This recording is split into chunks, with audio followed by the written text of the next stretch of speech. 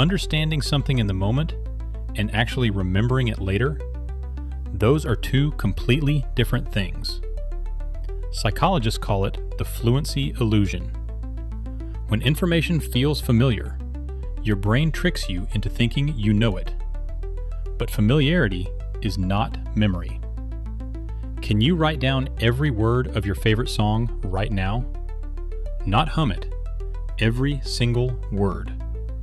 Most people can't. And they've heard that song 100 times.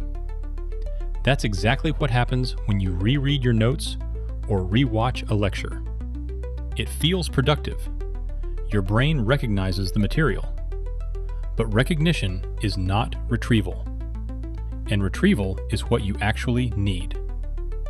A 2008 study in Science by Jeffrey Karpicki at Purdue University showed that students who tested themselves on material remembered dramatically more than students who reread it, even a full week later. Rereading is comfort. It's not learning. In the late 1800s, a German psychologist named Hermann Ebbinghaus memorized thousands of word sequences and tracked how fast he forgot them. What he found is now called the forgetting curve. Without any review, you forget about 50% of new information within 24 hours. Within a week, it can climb to 90% loss. This isn't a bug. This is your brain being efficient. Your brain runs on roughly 20% of your body's total energy. It aggressively cuts what it doesn't think you need. When you learn something once, passively, and never come back to it, your brain takes that as a signal. This probably isn't important, and it lets it go. Memory is not about storage. It's about reinforcement.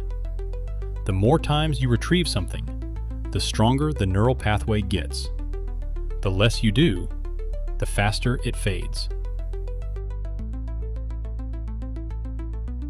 So why does this keep happening to you specifically? Here are the 4 biggest reasons, backed by science. 1. You're not sleeping enough. Memory consolidation happens during deep sleep. Your brain literally replays what you learned and moves it into long-term storage while you sleep.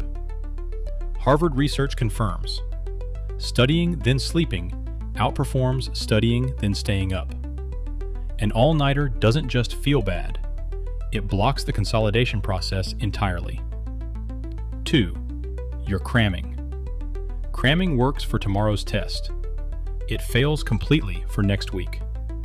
Spaced practice, studying in shorter sessions spread over multiple days, has been proven superior for long-term retention in hundreds of studies over more than a century.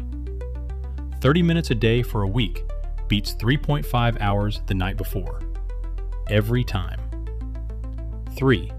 You're distracted. Your brain cannot deeply encode information when attention is split. A study in applied cognitive psychology found that students who received text notifications while studying, even if they didn't check their phone, scored significantly worse. The mere interruption was enough. Focused attention is not optional. It's the entry point. 4. You're not testing yourself. This is the big one. Retrieval practice, pulling information out of your brain instead of just putting it in, is one of the most powerful memory tools we have. It's called the testing effect. When you struggle to recall something, your brain treats that information as important and encodes it more deeply. Testing is not a measurement of learning. Testing is learning. 3 things. These are not hacks. They're what the science actually points to. Active recall. After you study something, close your notes and try to write it down from scratch. Or explain it out loud like you're teaching it to someone. The struggle is the point. That discomfort is your brain encoding it deeply. Spaced repetition. Review information at increasing intervals. Today, tomorrow, 3 days later, a week later. Spacing beats cramming every time. Sleep on it, deliberately. Study the most important material before you sleep, not the morning of. 7 to 9 hours. This is a cognitive function requirement, not a lifestyle preference. Your brain forgets when it's not given a reason to remember.